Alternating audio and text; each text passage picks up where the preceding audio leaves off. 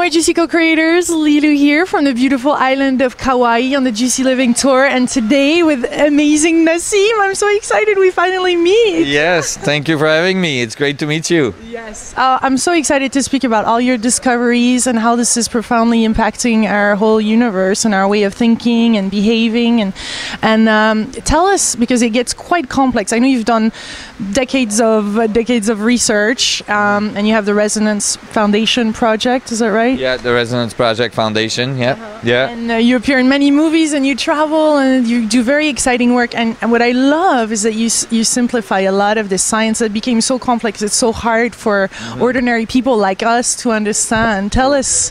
Well, actually, I think that if a science concept or theory is correct, then it should be simple enough that a 7-year-old should understand it.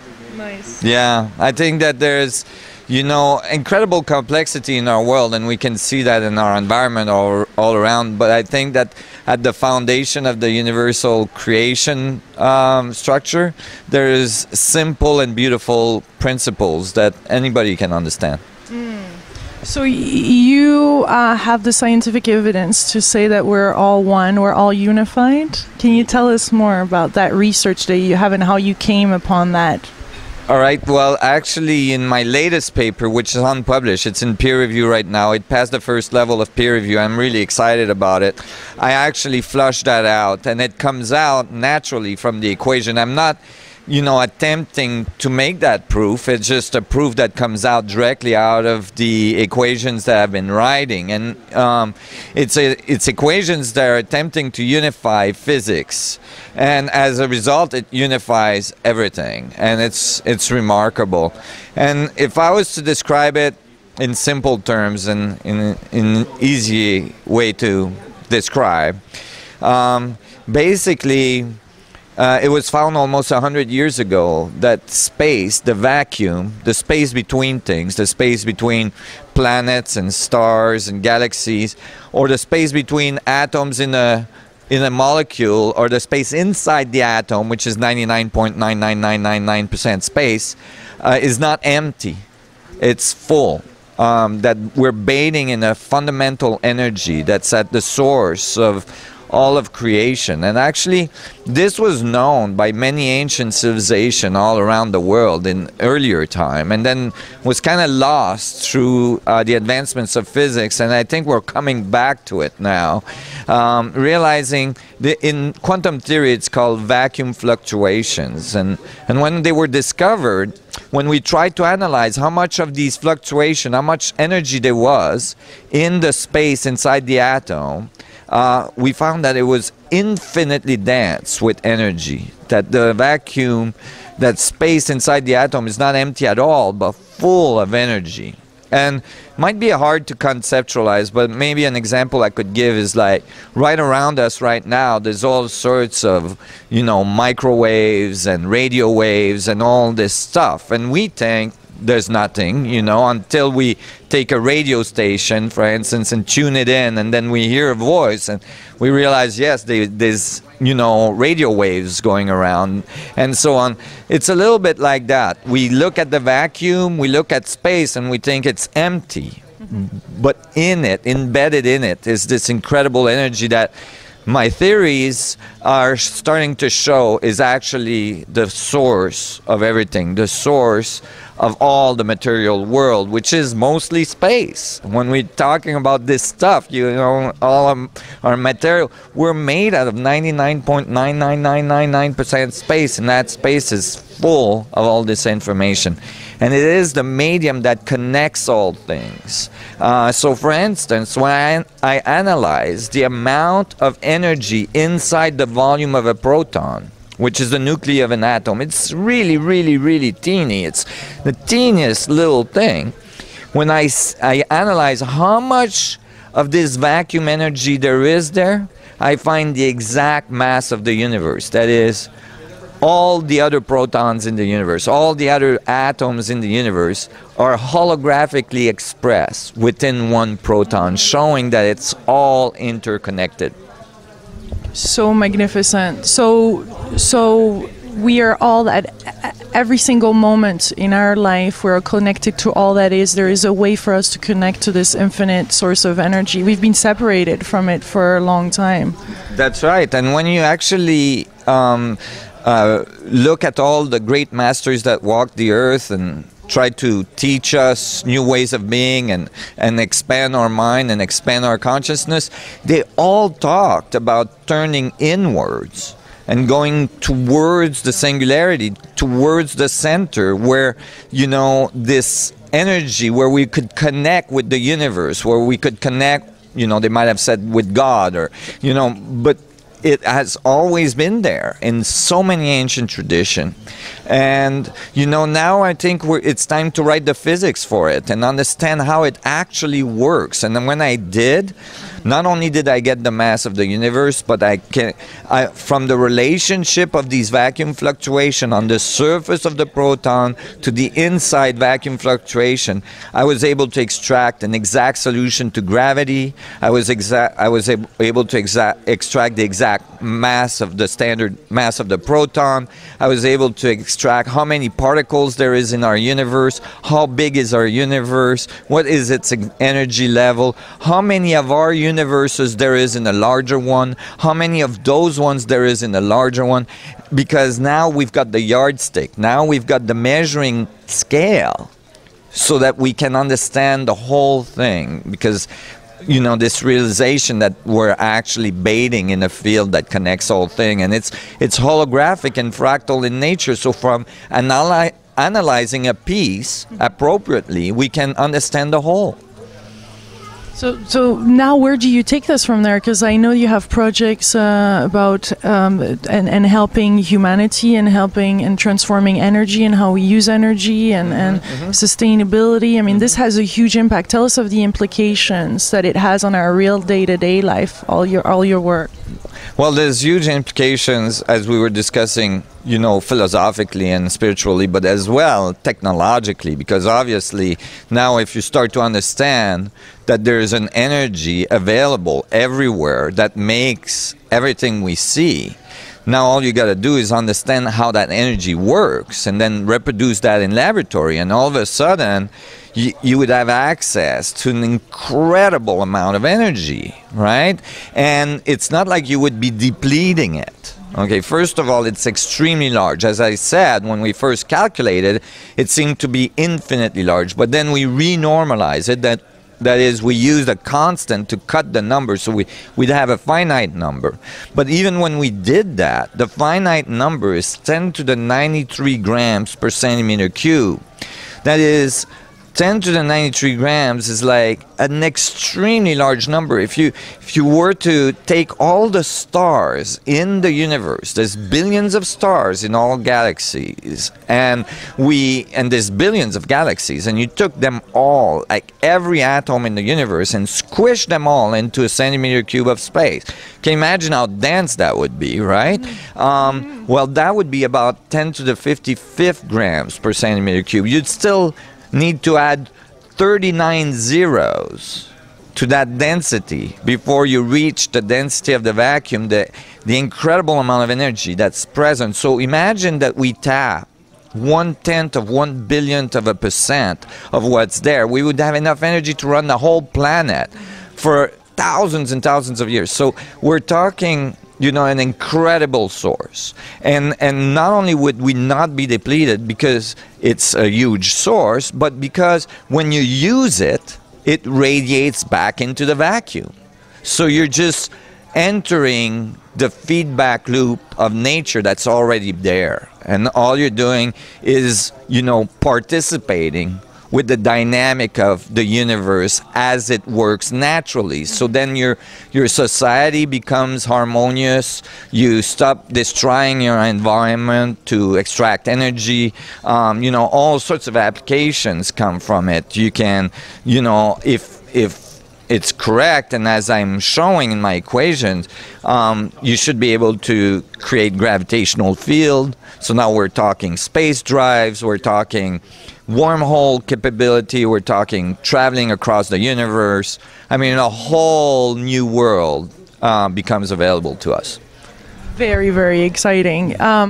some of us are awakening in this world, realizing how free this energy is from everybody. And we're like, what's been going on? Why have we been separated from that? What have the government been doing? What kind of mess are we in, and how can we get out of it? So within all of that, like how...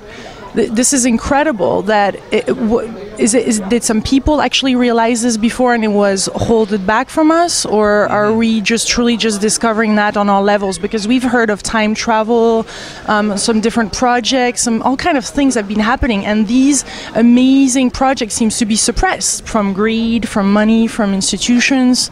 What is your whole perception on that? Well, I think that's a complex issue, and it goes all the way back to the Egyptians and the Mayans, the Incas.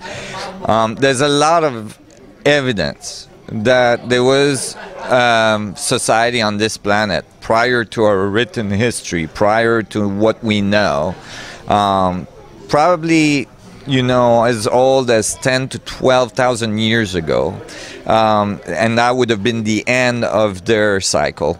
That was very advanced, and that knew of that energy, and that knew how to use it, and that might have had direct contact with very advanced beings that have discovered this maybe thousands and thousands of years ago on their own planet, and have learned how to travel through the universe, which is not unconceivable. I mean, if you took us only 100 years ago, we were in horse and buggies. You wouldn't believe if at the time you would have gone to somebody in a horse and buggy driver, and told him that within a few generations we'd be going to the moon. That would have been very hard to understand for them. Well, there's most likely civilization in our universe, and as we're finding out more and more in astrophysics, there's a lot of evidence that there's most likely a lot of life in our universe everywhere, that the universe is teeming with life. There's most likely civilization that have thousands and thousands of years of advancements on us, and there is evidence that these very ancient civilizations had some contact with very advanced civilizations that give them very important information, and they use that information and developed and were very successful according to some of the findings we're finding out now, and then there was a fall. There was a change. Maybe that cycle ended. There's evidence as well that the Earth goes through cycles of cataclysmic destruction. And there was the meltdown of the Ice Age and the Great Flood, which is a story that's found in all these ancient civilizations all around the world. And, and so there was a fall of this civilization. Maybe, they moved on. Some of them, but certainly there's evidence of their passage, and this evidence is very, very prominent, meaning we're talking not just legends and text, but as well huge construction, huge buildings that are found all around the world, that many of them defy anything we could build today with our most advanced technology. And that's like straight up facts. You can do the math. And so there's a lot of evidence that there was something very powerful, very advanced, going on our planet very, very long time ago, and that we lost that knowledge. Yeah. And maybe that was somewhat coordinated, and for reasons that have to do with our level of maturity. When you look at our world, when you look at our level of consciousness, when you look at what we do, You know, all this knowledge actually re-emerged in the 30s, the 20s with Russell, and 30s with, you know, Tesla, and all many advanced thinkers and researchers have come to conclude that there's this energy and that there must be ways to tap into it and investigate it, and got some success in some case to do so. However, our society was not ready. Our society was not in the appropriate place to be able to handle that. You know, there was not really any reason to think that we needed to find new source of energy. We had petrol, you know, and oil, and, you know, at the time it was thought that we were most likely never going to run out, you know, and so on. So in general, there was no tension, the tension necessary to make that happen. However, now is a completely different scenario. You know, the world is awakening. You know, look at all the manifestations that are going around the world. People are tired of this oppressive, you know, structure that we've constructed for ourselves, and they're wanting the change to happen. And part of that is bringing this new technology, this new understanding, and this new power into the world. And it's an exciting moment, and it can be, we can have some birthing pains, you know, with it. You know, a new being, a new society is trying to emerge, so it can be a little difficult at first, but I think we have a beautiful future coming along. How much are institutions or government or people high up in this old world hierarchy supporting a project like yours? Because there must have been, and there must be some projects that we're not aware of that have been developed, and some things that have been happening in some other labs that most of the public is not aware of. Have you found out about some things, or are you called upon? Are they calling you, or is there some things? How is that all evolving on a global scale? Yes, there has been many research, underground research. I mean, governments in general have enormous budget for black budget organization and so on. So yeah, they have a lot of that. However, do they have the consciousness to be able to understand the universe at that level? You know, it is another question.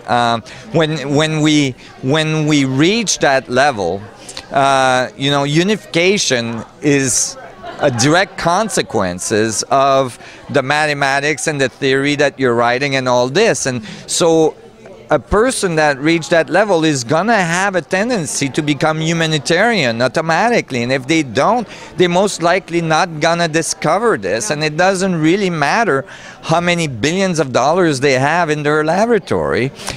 So, you know, it's been from the point of view of the observer. That's right. I mean, it's just so yeah. And have they approached me? Yes, I've been approached, you know, throughout the years, discreetly, in different ways, by different organizations. You know, I'm for the people, with the people, and you know, I'm doing this to deliver it to humanity, and this is my dharma, and I'm not in any way gonna be able to deviate from that. No, and you started at 9 years old, I read, and at a very young age you felt kind of possessed by this. But how are you given? Would you believe you were given, or like, what was the process of this whole discovery? Was there something that you felt already connected to the universe, and you're receiving some information, and it's really through hard work and yourself being connected to all that is? I mean, how is this? I feel like genius happens in those moments of really, as you said, of unification. So yes. Is there some pieces that you felt that you have received and that were so clear? It's like, where is this coming from? Well, actually, on the genius part, I just want to mention that I believe that everybody is a genius. Every baby born is a genius. It's just, you know, society and the trauma that children go through typically within even the first minutes of their birth is so traumatic that maybe veils come down, you know, and so on. But for me, it's a combination of both. It's a combination of ecstatic elimination moments and a lot of hard work. You know, I've done some 30 years of studies, you know, in order to be able to talk physics with the highest spheres of physicists, and in order to write physics and so on, but as well in order to have enough of a global understanding of science, because I felt like it wasn't just specific to physics, but I had to understand biology and chemistry and all these other things, and ancient civilizations, and you know, so it demanded a lot of research, and you know, and so it took some time, and it took a lot of dedication, 7 days a week, 15 hours a day for many years. And that's why, you know, for a long period of time I was isolated, living in a van, you know, and that's all I did really for many years. And so yeah, it was both, but it's been a joy all the way through. I mean, there's certainly difficult moments, you know, especially when I'm rejected by the mainstream, or you know, there's like difficult, or I'm having difficulty financially to finance the research, and there's moments of discouragement. However, overall, it's been an amazing journey, and so much joy to discover, and so much joy to see the light turn on in people around me when I teach, when I talk to people, you know, when you see them recognizing the truth, and they connect, you know. I'm not saying that it's all the truth. I'm saying, like, you know, they recognize that singularity is within themselves. They feel that connection to the whole. That whole thing happened, and it's like a lotus opening, and you know, the eyes light up, and I mean, that's what keeps me going, because it's so amazing to see that transformation in a being. Yeah. Well, we can definitely all feel that you have passion for this, and so your heart is very involved with it. What is the role of the heart in all of this? That's a good question. I think the heart is the link, you know. I mean, we'll call it the cosmic heart, you know, not necessarily the physical heart, although the physical heart is related to it. It's the largest electromagnetic field in the body, much larger than the brain, and so on. And it's constantly disregarded in terms of what actually it does, other than pumping blood. But you know, in the theory I'm talking about, you know, consciousness is not an epiphenomena of the brain. You know, it's not happening in the brain. Looking in the brain to look for consciousness is equivalent, as far as I'm concerned, to opening a radio set, you know, digging into the, you know, transistors and everything to try to find the announcer. You're not going to find the announcer in there. He's not in there, right? It's just a telephone. It's just, you know, a little resonance device that's capturing, you know, capturing information. And so, you know, consciousness in this view is in the vacuum, is in the structure of space. It's in the space. It's in the 99.99999% of you, which is space. And the brain is just the telephone. It's just tuned in to frequencies that are specific to you, and that are downloading very specific information that is you. And so that really, you know, changes the picture. And so when you think of the heart, you can think of maybe the point of singularity, the link, you know, that is like that connects the information of the vacuum to the body. You know, and that link, so, is the source of your existence, you know. I mean, literally, because, you know, if the heart stops, then, I mean, the physical heart, then you know, your physical body is gone. But when I think that is actually the source of inspiration. I mean, when you get these moments of super consciousness, these moments of illumination, these moments of like feeling connected to the whole, these moments where you can feel like you can ask any question and get the answer, right? I think that's because you have gone so deep into connecting into your heart. And then from there, the heart informs the brain. And then the brain starts to work out how to, you know, bring that into something that can be transmitted, into something that can be talked about, or something that can be written in a physics equation. That's the role of that part, you know, and it's still downloading that information from the vacuum itself, right? So I see it a completely different way than the current assumptions that's made about the heart and the brain. So would you go into some places? I know you surf a lot here we're on Hawaii. Is that one of the things that you do to open your heart, or do you have some practices, regular practices? Or? Yes, I meditate regularly. You have a lovely wife too. I do. That definitely keeps my heart open.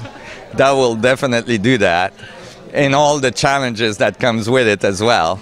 And you know, I take time to meditate. You know, I mean, at this point, I can meditate very rapidly and be in that state. I'm most of the time in that state, even though I'm going through my day. But it's so important to take that time every morning. It makes such a difference because it brings you back to center.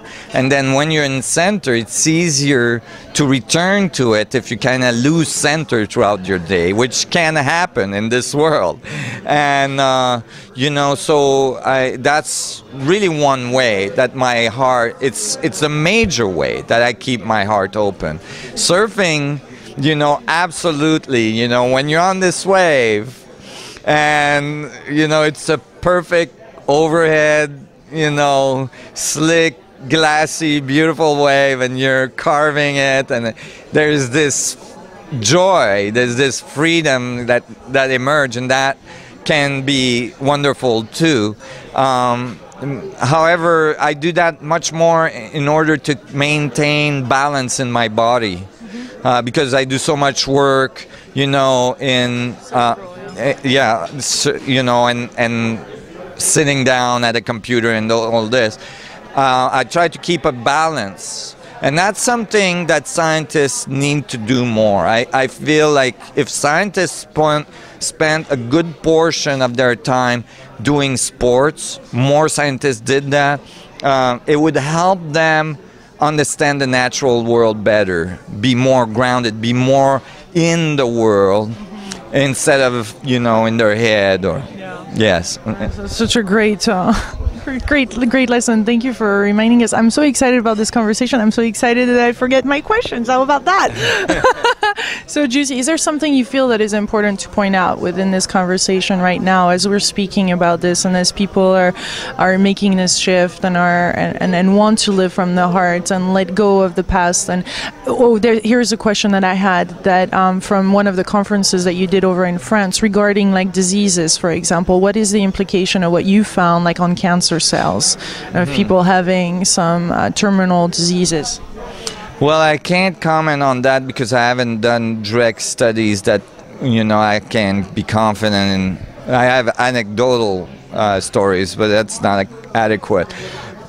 However, I think that since there is space in those cells, yes, we could say that we have a much bigger power actually to heal ourselves, don't we? Absolutely, and not only that, imagine that all of a sudden you have technologies that makes the structure of the vacuum, that makes the space highly coherent, highly available to the biological structure. So now if you walk into that field, all of a sudden your biological structure is getting charged with all this energy that was not available before, and all of a sudden, I mean, you can get really remarkable result. And I've seen already from these type of technologies that, you know, instead of being detrimental to life, they tend to promote life. Life around these devices grow faster, stronger, better, and so on.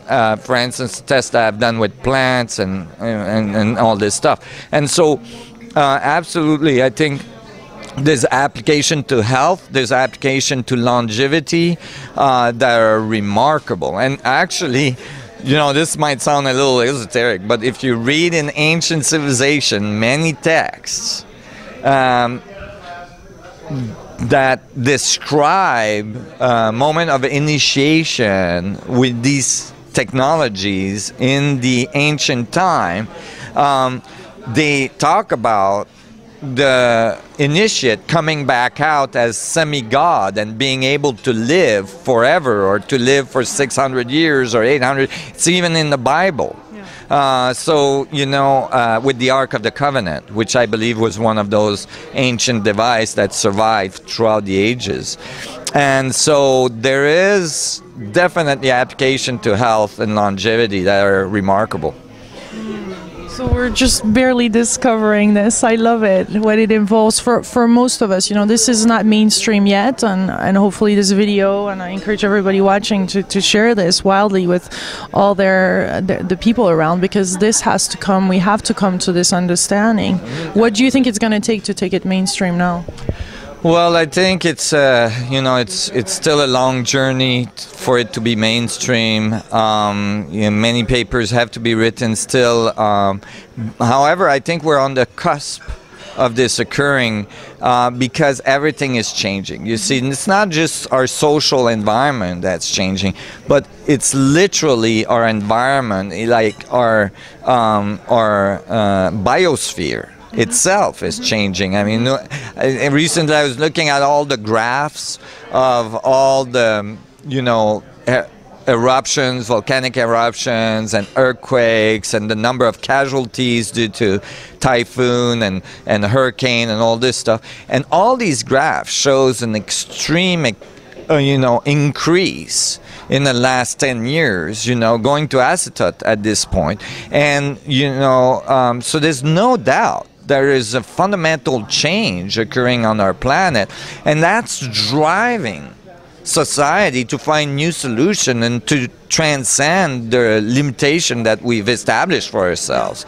And so I think it's, you know, it's in the next few years we're going to see, you know, miracles in transformation on you know, in our society and in our technology. Things that we can't even conceive possible will become daily usage.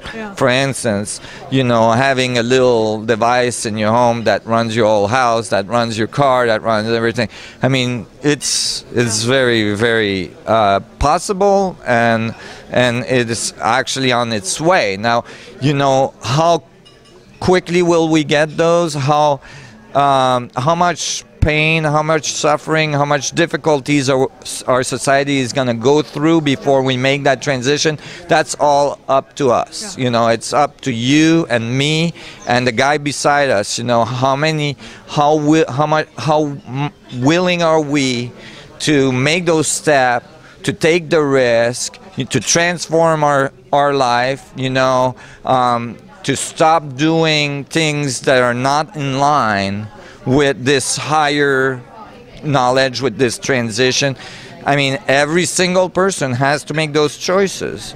And if people make those choices, every single person that make that transition is a huge impact on the whole morphogenetic field of the planet.